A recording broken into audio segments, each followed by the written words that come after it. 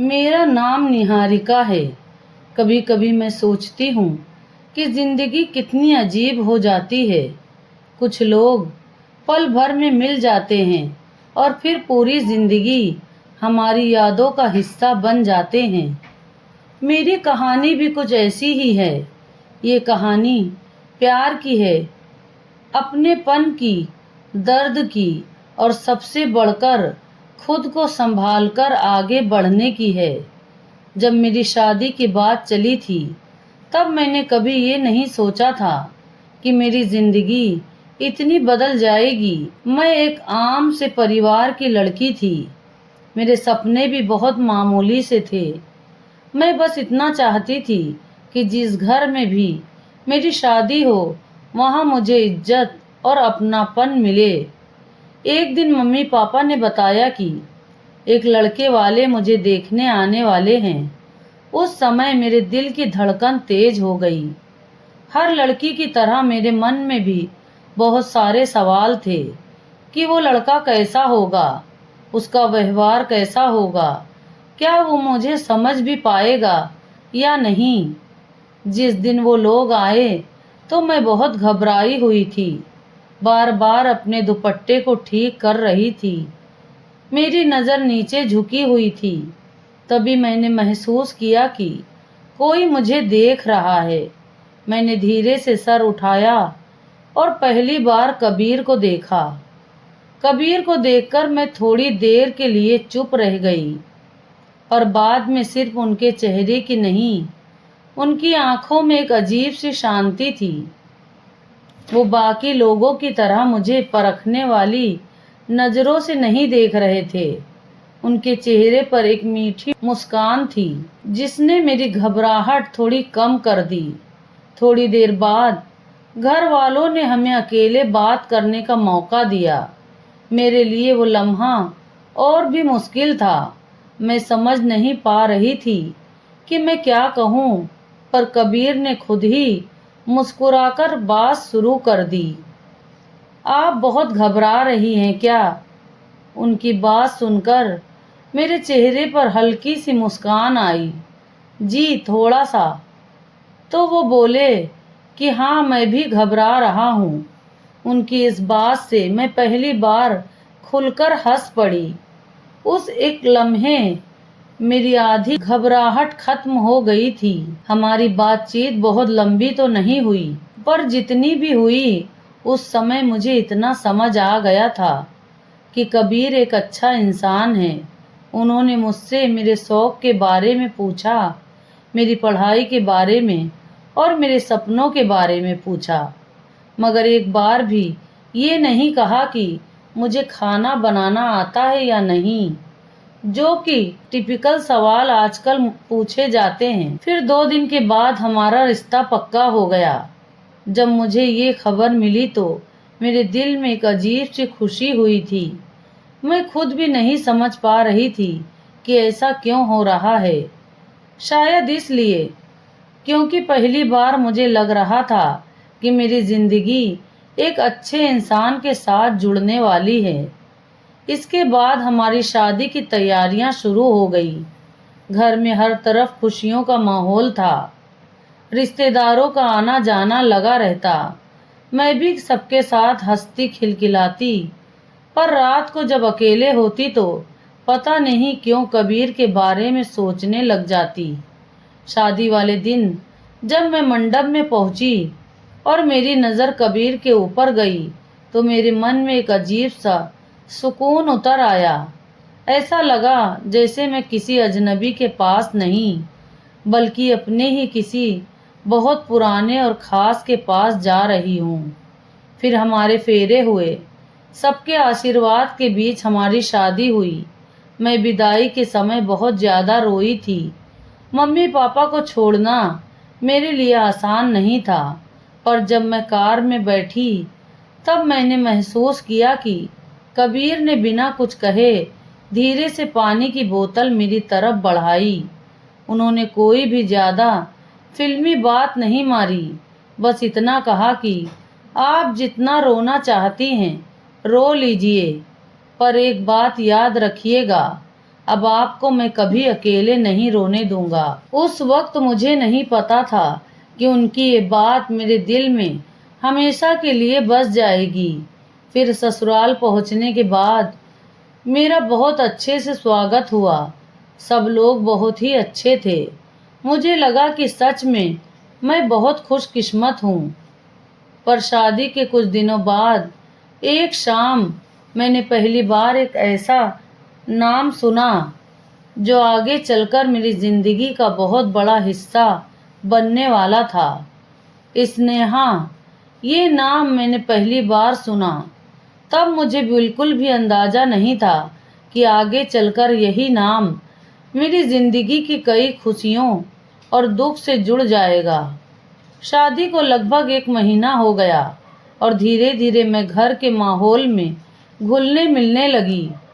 सुबह सबके साथ चाय पीना, मम्मी के साथ किचन में हाथ बटाना और शाम को कबीर के साथ छत पर बैठकर बातें करना मेरे दिन की रूटीन का हिस्सा बन गया था। उस दिन भी सब लोग ड्राइंग रूम में बैठे थे, पुराने एल्बम निकाले हुए, और सब हंसते हुए पुरानी बातें कर रहे थे। तभी मम्मी ने एक फोटो देखकर कहा कि अरे ये तो स्नेहा वाली फोटो है। मैंने उस फोटो की तरफ देखा। उसमें कबीर, आरव और एक लड़की के साथ खड़े हुए थे। तीनों शायद किसी शादी या फंक्शन में थे। तो मैंने पूछा कि ये कौन है। फिर मम्मी कुछ कहती उससे पहले ही कबीर ने मुस्कुराकर जवाब दिया कि ये मेरी बहुत अच्छी दोस्त है, मैं इसको बचपन से जानता हूँ। उन्होंने बस इतना ही कहा। उस समय मुझे भी कुछ खास महसूस नहीं हुआ, क्योंकि जाहिर है हर किसी की जिंदगी में दोस्त होते ही हैं। पर मैंने एक बात जरूर नोटिस की थी कि मम्मी के चेहरे पर उस लड़की के नाम लेते ही एक अलग ही अपनापन दिखा। फिर कुछ दिनों बाद स्नेहा मेरे सामने पहली बार घर पर आई। मैं किचन में ही थी जब बाहर से उसकी आवाज़ सुनाई दी। वो पूरे कॉन्फिडेंस के साथ घर में दाखिल हुई, जैसे उसको यहाँ के हर कोने की आदत हो और ये उसका ही घर हो। जब मैं बाहर आई तो उसने मुझे ऊपर से लेकर नीचे तक देखा और मुस्कुराकर बोली, तो आप हैं निहारिका? मैंने मुस्कुराकर सर हिला दिया। जी, और आप स्नेहा हैं? वो बोली कि हाँ। उनकी मुस्कान देखकर मुझे कुछ अजीब सा लगा।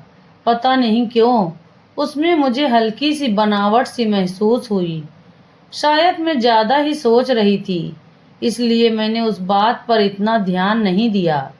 थोड़ी देर बाद सब बातें करने लगे, मगर स्नेहा ज़्यादातर कबीर से ही बातें कर रही थी। पुराने कुछ किस्से सुना रही थी और बार बार यही कह रही थी कि याद है कबीर, जब हम स्कूल में थे और तुमने ये किया था, हम वहाँ पर गए थे। पर मैं चुपचाप सब कुछ सुन रही थी। कबीर उसकी बात का जवाब दे रहे थे, पर मुझे साफ दिख रहा था कि उनके लिए ये सिर्फ पुरानी यादें थी, जबकि स्नेहा हर बात को कुछ ज़्यादा ही महत्व दे रही थी। उस दिन के बाद स्नेहा का आना जाना थोड़ा ज़्यादा बढ़ गया, कभी किसी बहाने से तो कभी किसी काम के सिलसिले में। पर मैंने कभी इस बात का बुरा नहीं माना, क्योंकि कबीर ने मुझे कभी ऐसी कोई वजह ही नहीं दी जिससे मुझे अनकंफर्टेबल फील हो। वो हर छोटी बड़ी बात मुझसे शेयर करते थे।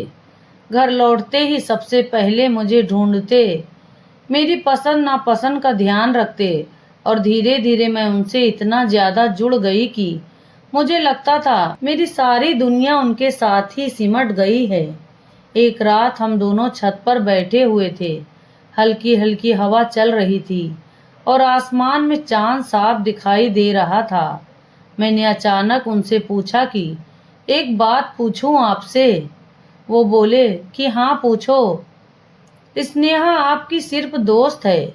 कबीर थोड़ी देर चुप रहे, फिर उन्होंने मेरी तरफ देखा कि तुम ऐसा क्यों पूछ रही हो? बस ऐसे ही। फिर वो हल्का सा मुस्कुराए। निहारिका, कुछ रिश्ते ऐसे होते हैं जिन्हें लोग गलत समझ लेते हैं। स्नेहा मेरी दोस्त थी और है भी, बस वो दोस्त ही रहेगी। मैं इस पर चुप रही। फिर उन्होंने आगे कहा कि मेरे दिल में उसके लिए कुछ होता तो आज तुम मेरी पत्नी ही नहीं होती। उनकी बात सुनकर मेरे मन में एक छोटी सी गलतफहमी थी, वो भी खत्म हो गई। उस रात मैं बहुत सुकून से सोई और मुझे क्या पता था कि जिस बात को मैं खत्म समझ रही थी वो तो अभी शुरू हुई थी। कुछ महीनों बाद अचानक से खबर मिली कि स्नेहा की शादी तय हो गई है और जिस लड़के से उसकी शादी होने वाली थी उसका नाम सुनकर मैं थोड़ी देर के लिए चौंक गई। वो कोई और नहीं बल्कि आरव ही था, कबीर का अपना छोटा भाई। स्नेहा की शादी की खबर सुनकर घर में खुशी का माहौल था। मम्मी पापा भी खुश थे कि अच्छी लड़की घर की बहू बनकर आएगी। मैंने भी यही सोचा कि अब स्नेहा की अपनी नई जिंदगी शुरू होगी और शायद उसका पूरा ध्यान अपने रिश्ते पर ही होगा। कुछ महीने बाद स्नेहा और आरव की शादी हो गई। शादी के बाद जब वो इस घर में बहू बनकर आई तो शुरुआत में सब कुछ बिल्कुल नॉर्मल रहा। वो सबसे हंसकर बात करती, घर के काम में हाथ बटाती, मेरे साथ भी अच्छे से व्यवहार रखती। मैंने उसके बारे में अपने दिल में गलत ख्याल नहीं रखे। सच कहूँ तो मुझे तो अच्छा ही लगता था कि वो घर में एक और बहू आ गई है। कई काम बढ़ जाते थे और घर के रौनक भी बढ़ गई, पर धीरे धीरे मुझे कुछ बातें महसूस होने लगी। आरव बहुत सीधा और शांत व्यवहार का और मेहनती लड़का था, पर इमोशंस को खुलकर वो एक्सप्रेस नहीं कर पाता था। दूसरी तरफ स्नेहा को हर बात में बहुत ध्यान, बहुत महत्व और हर टाइम अपनी बात मनवाने की आदत थी। छोटी छोटी बातों पर दोनों के बीच बहस हो जाती। शुरुआत में मुझे लगा कि नई शादी में ऐसा होना तो नॉर्मल होता है। दो अलग अलग लोग एक साथ अपनी जिंदगी शुरू करते हैं तो थोड़ा टाइम तो लगता ही है, पर महीने बीतने के बाद भी उनके बीच की नोक झोंक कम नहीं हुई। उधर मेरी और कबीर की जिंदगी अपनी रफ्तार से चल रही थी। हम दोनों कोई परफेक्ट जोड़ी तो नहीं थे। हमारे बीच भी कभी कभी बहस हो जाती, पर हम बैठकर बात कर लेते और हर बात को सॉर्ट आउट कर लेते थे। अगर मैं नाराज होती तो वो मुझे मना लेते और वो मुझसे किसी बात पर रूठ जाते तो मैं उनको मना लेती थी। हम ज़्यादा देर लड़ाई ही नहीं करते। कबीर की आदत मुझे बहुत ज़्यादा पसंद थी। वो किसी भी प्रॉब्लम को अगले दिन तक लेकर नहीं जाते थे, पर इसी बीच मैंने स्नेहा के व्यवहार में एक बदलाव देखना शुरू किया। जब भी घर में मेरी किसी बात की तारीफ होती, उसके चेहरे पर हल्की सी नाराजगी दिखाई दे जाती और मम्मी कहती कि मैंने अच्छा खाना बनाया है तो स्नेहा फौरन से कोई दूसरी बात छेड़ देती और कोई रिश्तेदार मेरी तारीफ करता तो वो बात ही बदल देती। उसको शायद मेरी तारीफ करना और मेरे बारे में अच्छी बात होना पसंद ही नहीं था। एक दिन दोपहर को मैं और स्नेहा किचन में काम कर रहे थे, तब उसने मुझसे अचानक कहा कि तुम तो बहुत किस्मत वाली हो, और मैं मुस्कुरा दी। अच्छा क्यों? उसने कहा कि बस ऐसे ही, कुछ लोगों को बिना कुछ मांगे सब कुछ मिल जाता है। फिर एक दिन घर पर कुछ ऐसा हुआ जिसने पूरी फैमिली को हिलाकर रख दिया। मम्मी की तबीयत अचानक से बिगड़ने लगी। उनको तुरंत अस्पताल लेकर जाया गया। डॉक्टर ने पूरी कोशिश करी, पर उम्र और हेल्थ से जुड़ी हुई कुछ प्रॉब्लम की वजह से उनको नहीं बचा सका। उस दिन पहली बार मैंने अपने घर को इतना ज़्यादा खामोश और वीरान देखा था। कबीर भी बहुत ज़्यादा टूट गए थे, आरव भी चुप रहने लगा था और मैं बस सबको संभालने की कोशिश कर रही थी। इस मुश्किल टाइम में हम सब एक दूसरे का सहारा बने, पर इस बीच मैंने महसूस किया कि स्नेहा पहले से कहीं ज़्यादा चिड़चिड़ी और कड़वी होती जा रही है। मम्मी के जाने के बाद घर का माहौल पूरी तरह बदल गया। मैं अक्सर उनकी अलमारी के पास खड़ी हो जाती और यूं ही उनकी चीज़ों को देखती। धीरे धीरे कुछ बातें मन में सवाल पैदा करने लगी। एक दिन मैं मम्मी की अलमारी की साफ सफाई कर रही थी, तभी मुझे उनकी दवाइयों का पुराना डिब्बा मिला। मेरी नज़र कुछ दवाइयों के ट्रिप्स के ऊपर गई। मुझे याद आया कि मम्मी ये दवा रोज़ टाइम पर लेती थी और कभी भूलती ही नहीं थी। पर डिब्बे में कुछ दवाइयाँ ऐसी भी थी जो डॉक्टर ने बंद करवा दी, फिर भी वो वहाँ मौजूद थी। और उस शाम मुझे एक और बात याद आई। मम्मी की तबीयत बिगड़ने से लगभग 2 हफ्ते पहले मैंने एक बार स्नेहा को मम्मी के कमरे से निकलते हुए देखा था। इन सब बातों को जोड़ने पर मेरे मन में एक अजीब सा शक पैदा हुआ, पर अगले ही पल मैंने खुद को रोक भी दिया। सिर्फ कुछ अधूरी बातें लेकर मैं किसी पर इतना बड़ा इल्जाम कैसे लगा सकती हूँ। मेरे पास कोई सबूत नहीं था, फिर भी दिल के किसी कोने में एक बेचैनी बैठ गई। उस रात मैं बहुत देर तक सो नहीं पाई। कबीर ने मुझे कभी भी अकेला महसूस नहीं होने दिया। वो जानते थे मैं मम्मी से बहुत ज़्यादा जुड़ गई थी। कई बार रात को मेरी आंख खुलती तो मैं चुपचाप बैठी रहती और कबीर बिना कुछ पूछे मेरे पास आकर बैठ जाते। धीरे धीरे मेरा रूटीन भी वो बदलने की कोशिश करने लगे। किसी शाम को वो मुझे बाहर घुमाने ले जाते तो कभी मेरी पसंद की मिठाई ले आते। एक दिन मैंने उनसे कहा कि आप हर टाइम मेरा इतना ध्यान रखते हैं, तो वो मुस्कुराए। कहने लगे, क्योंकि तुम मेरी जिम्मेदारी नहीं हो, मेरी पत्नी हो। उनकी ये बात सुनकर मेरी आंखें भर आई। पर इस घर में एक ऐसा रिश्ता और था जो हर दिन थोड़ा और ज़्यादा उलझता जा रहा था।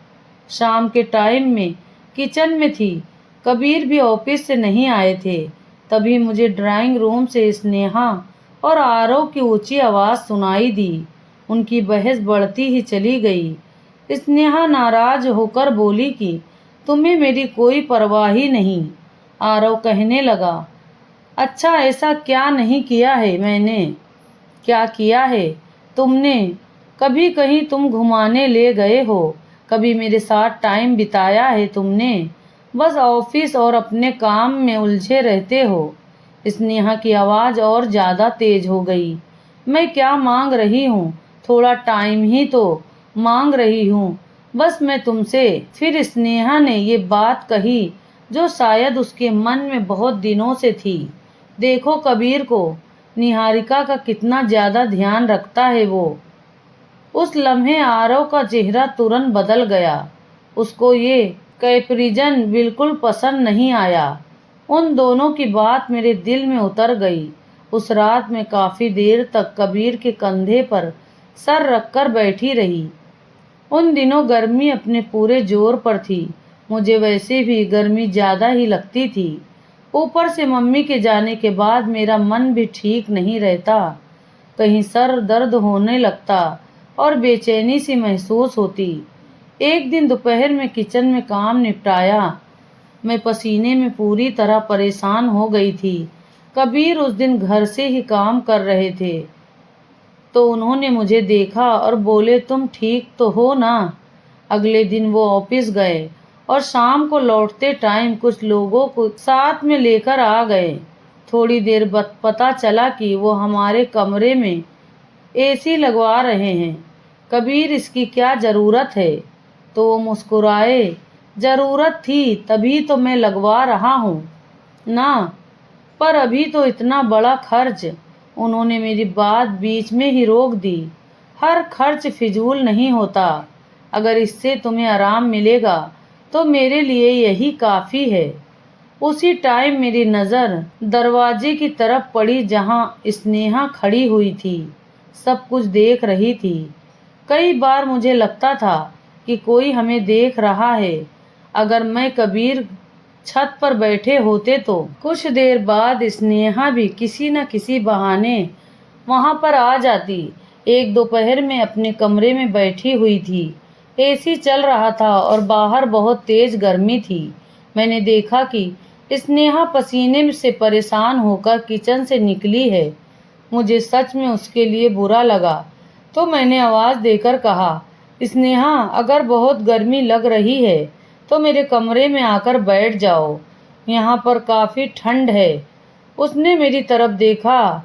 वो कुछ सेकंड तक चुप रही, फिर बोली, मैं क्यों आकर बैठूं तुम्हारे कमरे में? मुझे किसी की मेहरबानी की ज़रूरत नहीं है। कुछ दिन के बाद कबीर के पुराने दोस्त की बर्थडे थी। उस दिन वो ऑफिस से जल्दी आ गए। उन्होंने मुझे बता दिया कि हमें चलना है, इसलिए मैं भी तैयार हो गई। कई दिनों बाद मैं घर से बाहर निकली थी। वहाँ सब लोग बहुत अच्छे थे। कबीर के दोस्त ने भी मेरी बहुत इज्जत की। काफ़ी टाइम बाद मैं खुलकर हंसी थी, पर जब हम घर पहुँचे तब मैंने देखा कि स्नेहा का मूड पहले से भी ज़्यादा खराब था। दिन गुजरते जा रहे थे। मेरी और कबीर की ज़िंदगी अपनी रफ्तार से चल रही थी। हम दोनों कोई बहुत अमीर तो नहीं थे ना ही हमारी ज़िंदगी किसी फिल्म जैसी थी, पर हमारे बीच अपनापन था। सबसे बड़ी बात, हम दोनों एक दूसरे की छोटी छोटी ज़रूरत का भी ध्यान रखते थे। शायद यही बात स्नेहा को सबसे ज़्यादा चुभती थी। मैंने कई बार उसको हमें गौर से देखते हुए पकड़ा। उस शाम मैं बालकनी से कपड़े उतार रही थी कि नीचे आंगन में आरव और स्नेहा बैठे हुए थे। उनकी आवाज़ ऊंची होने लगी। हर बात में तुम शिकायत क्यों करती रहती हो स्नेहा? आरव ने परेशानी भरी आवाज़ में कहा। क्योंकि मेरी सुनता ही कौन है? स्नेहा ने फौरन जवाब दिया। मैं सुनता तो हूँ। स्नेहा बोली, अच्छा तुम सुनते हो, पर अफसोस मुझे समझते नहीं। फिर उसने अचानक मेरी बालकनी की तरफ देखा। मुझे नहीं पता उसने मुझे वहाँ खड़े देखा था या फिर नहीं, पर अगले ही लम्हे वो बोली कि कुछ लोगों के लिए तो उनकी पत्नी दुनिया की सबसे ज़रूरत इंसान होती हैं। मैं ऊपर खड़ी सब कुछ सुन रही थी और मुझे सच में बहुत बुरा लग रहा था। किसी और की खुशी देखकर इंसान मोटिवेट भी हो सकता है, पर अगर वही कुछ उनके मन में जलन बन जाए तो वो खुद को ही सबसे ज़्यादा नुकसान पहुंचाता है। कबीर ने देखा कि मैं सोच रही हूँ। वो मुझसे बोले कि क्या हुआ। मैंने उनको पूरी बात बता दी तो वो थोड़ी देर बाद चुप रहे। फिर बोले, निहारिका, हर इंसान अपने रिश्ते खुद बनाता है। हम ना तो किसी की शादी को अच्छा बना सकते हैं और ना ही खराब कर सकते हैं। पिछले कुछ टाइम से मुझे लग रहा था कि स्नेहा सिर्फ हमसे जलती नहीं, वो जैसे हमारी हर बात पर नज़र रखती है। कई बार मैं कोई बात सिर्फ कबीर से कहती और कुछ दिन बाद किसी न किसी तरह से स्नेहा को उस बारे में पता चल जाता। फिर कुछ ही दिनों के बाद एक ऐसा हादसा हुआ जिसने मुझे सच में बहुत ज़्यादा डरा दिया। उस दिन भी सुबह बिल्कुल आम दिनों जैसी ही थी। कबीर नाश्ता करके ऑफिस जाने की तैयारी कर रहे थे। जाते जाते हमेशा की तरह उन्होंने मुझसे पूछा कि शाम को कुछ लेकर आना है क्या? तो मैं मुस्कुराई कि नहीं, बस आप जल्दी घर आ जाना। दोपहर बीत गई, शाम भी होने लगी। मैं उनका इंतज़ार कर रही थी। तभी घर का फ़ोन बजा और आरव ने फ़ोन उठाया। कुछ सेकंड के बाद उसके चेहरे का रंग उड़ गया, हाथ कांपने लगे। मैंने घबराकर पूछा कि क्या हुआ आरव? तो उसने तुरंत जवाब नहीं दिया। मेरे दिल की धड़कनें तेज हो रही थी। फिर उसने धीरे से कहा कि कबीर भाई का एक्सीडेंट हो गया। मेरे पैरों नीचे से ज़मीन खिसक गई। हम सब फौरन अस्पताल पहुँचे। पूरे रास्ते में बस यही प्रार्थना कर रही थी कि वो ठीक हो। पर अस्पताल पहुँचते ही डॉक्टरों की आंखों में जो खामोशी मैंने देखी, उस वक्त ही मेरा दिल बैठ गया। डॉक्टर ने कहा कि उनकी हालत बहुत ज़्यादा क्रिटिकल थी, हम उनको नहीं बचा सके। उसके बाद क्या हुआ मुझे ठीक से याद भी नहीं। बस इतना याद है कि मैं वहीं फर्श पर बैठ गई थी। मेरे कान में आवाज़ तो आ रही थी, लोग मुझे संभाल रहे थे, कोई पानी दे रहा था, पर जैसे मेरी दुनिया की सारी आवाज़ उस लम्हे बहुत दूर चली गई थी। जिस इंसान के साथ मैंने अपना पूरा फ्यूचर देखा, वो एक लम्हे में मुझसे छिन गया। उनके अंतिम संस्कार से घर लौटने के बाद कई दिनों तक मुझे कुछ समझ नहीं आया। कबीर की हर चीज़ मुझे रुला देती थी।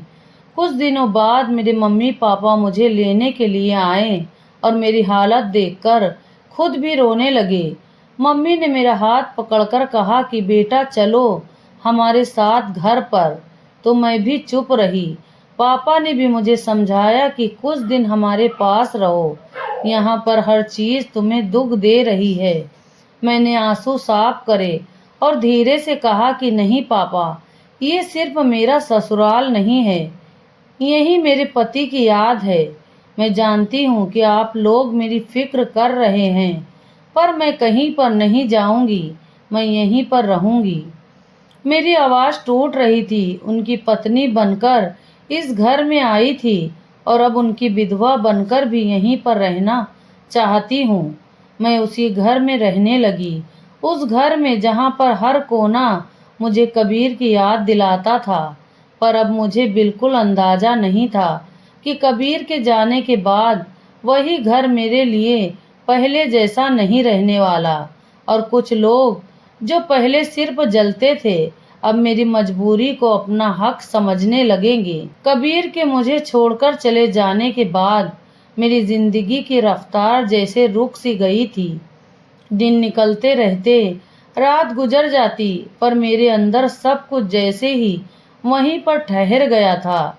इन्हीं दिनों स्नेहा के व्यवहार में बदलाव महसूस किया, पर अब उसके व्यवहार में एक तरह का हक आ गया था। अगर मैं अपने कमरे में ज़्यादा देर बैठी रहती तो वो कहती कि इतना भी क्या आराम करना है, घर का काम तो सबको ही करना पड़ता है। अगर मैं किसी दिन खाना खाने मन ना होने की वजह से कम खाती तो वो कहती कि दुनिया किसी के लिए नहीं रुकती। एक दिन दोपहर को मैं कबीर की कुछ पुरानी चीज़ें समेट रही थी। उनकी फाइल, कागज़ और कुछ डॉक्यूमेंट्स अलमारी में रख रही थी। एक फाइल मेरे हाथ से फिसल कर नीचे गिरी। मैं उसको उठाने के लिए झुकी तो उसमें कुछ बीमा और इंश्योरेंस के कागज रखे हुए मिले। कबीर ने शायद ये सब पहले ही सोच कर रखा हुआ था ताकि फ्यूचर किसी परेशानी के हालात में परिवार को पैसों की दिक्कत ना हो।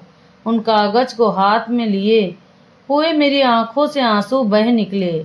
मुझे पैसों की खुशी नहीं हुई थी, मुझे सिर्फ ये महसूस हुआ कि मरने के बाद भी वो मेरी फिक्र करके गए थे। उस दिन पहली बार मैंने बहुत देर तक बैठकर अपने फ्यूचर के बारे में सोचा। मैं कब तक इसी घर में यूं ही रहूंगी। मम्मी भी नहीं थी, कबीर भी नहीं। आरव अपनी जिंदगी में बिजी था और स्नेहा साथ मेरा रिश्ता दिन ब दिन खराब होता ही जा रहा था। मैं किसी पर बोझ बनकर नहीं रहना चाहती थी। कुछ दिनों तक मैंने इस बारे में किसी से कुछ भी नहीं कहा, पर इस बार मैंने अपने मायके फ़ोन किया। मम्मी पापा आए, मैंने उनको बीमा के बारे में बताया और अपनी बात भी। शहर में एक छोटा सा किराए का घर लिया। जब मैं अपना सामान समेट रही थी तब हर चीज़ के साथ कोई न कोई याद जुड़ी थी। सबसे ज़्यादा मुश्किल था कबीर की फ़ोटो का उठाना। उसको सीने से लगाकर मैं बहुत देर तक रोती रही, फिर आंसू साफ करके फ़ोटो को ध्यान से अपने बैग में रख लिया। मैं उस घर से जा रही थी, पर कबीर की यादों से नहीं। नए घर में शुरुआत आसान नहीं थी। पहले पहले बहुत अकेलापन लगता था। धीरे धीरे मैंने खुद को बिजी रखना शुरू किया। बचपन से मुझे सिलाई करने का बहुत ज़्यादा शौक था। मैंने पड़ोस की औरतों के छोटे मोटे कपड़े सिलने शुरू किए। फिर किसी ने अपने बच्चों को पढ़ाने के लिए मुझसे कहा, तो उसके बाद मैंने बच्चों को ट्यूशन पढ़ाना शुरू किया। मैं आज भी कबीर को नहीं भूली थी, शायद मैं कभी भी नहीं भूल पाऊंगी, पर मैंने ये सीख लिया कि किसी की याद में जीना और अपनी ज़िंदगी को रोक देना दोनों ही अलग बातें होती हैं। कबीर मुझे हमेशा मजबूत देखना चाहते थे और शायद पहली बार मैं सचमुच मजबूत बनी थी। अब मेरे पास बहुत कुछ तो नहीं था, ना तो बड़ी दौलत थी, ना बड़ा घर, पर मेरे पास इज्जत थी। मैंने अपने पैरों पर खड़ा होने की हिम्मत और यादें जिनको कोई मुझसे कभी भी नहीं छीन सकता। नए घर में आए हुए लगभग 2 महीने हो गए थे। शुरुआत के दिन आसान नहीं थे, पर धीरे धीरे मैंने खुद को संभालना सीख लिया। सुबह सुबह सिलाई का काम करती, शाम को बच्चों को ट्यूशन पढ़ाती। दिन भर बिजी रहने से भी मन अब थोड़ा सा हल्का रहने लगा। हालांकि मेरी रातें आज भी मुश्किल होती थी। कई बार सोने से पहले मैं कबीर की फोटो पर हाथ लेकर बैठ जाती और मन ही मन बातें करती। एक दिन मुझे बाजार जाना था, कुछ सिलाई का सामान खरीदने के लिए। बच्चों की कापियां भी लेनी थी। मैं दुकान से सामान लेकर बाहर निकल रही थी कि सामने से स्नेहा आती हुई दिखाई दी। उसको देखकर मैं थोड़ी देर के लिए रुक गई। उसने भी मुझे देख लिया। फिर थोड़ी देर बाद हम दोनों चुप रहे। मैंने उससे पूछा कि कैसी हो स्नेहा, तो वो बोली मैं ठीक हूँ। उसका जवाब बहुत ज़्यादा बेरुखी से भरा था। मैंने बात आगे बढ़ाने की कोशिश की और पूछा और बताओ आरो कैसे हैं। वो भी ठीक है। फिर कुछ देर चुप रही। मैं आगे बढ़ने वाली थी, स्नेहा अचानक बोली सुना है कि तुम्हारा काम तो काफी अच्छा चल रहा है। इस पर मैं मुस्कुराई कि हाँ, ऊपर वाले की दया है। हाँ, अच्छी बात है। कम से कम तुम्हें किसी पर डिपेंड तो नहीं रहना पड़ा। फिर वो बोली कि वैसे तुम्हारी किस्मत हमेशा अच्छी रही है। मैंने उसकी तरफ देखा। क्या मतलब है तुम्हारा? वो बोली कि कुछ नहीं, बस सोच रही थी कुछ लोगों को बिना मांगे सब कुछ मिल जाता है। ये वही बात थी जो पहले वो कहती आ रही थी। मैं समझ गई कि उसके मन में आज भी वो कड़वाहट बाकी है। फिर मैंने शांत आवाज में कहा कि स्नेहा, हर इंसान की जिंदगी बाहर से जितनी ज़्यादा आसान दिखती है, अंदर से उतनी नहीं होती। तो फौरन से बोली कि हाँ, पर कुछ लोगों को फिर भी दूसरों से ज़्यादा मिल जाता है। इस बार मैं इससे कुछ नहीं बोली क्योंकि मुझे महसूस हो रहा कि वो मुझसे बात नहीं कर रही, बस अपने मन की भड़ास निकाल रही है। स्नेहा से बाजार में हुई मुलाकात को अब कुछ दिन बीत गए थे, पर उसकी बातें बार बार मेरे दिमाग में घूम जाती।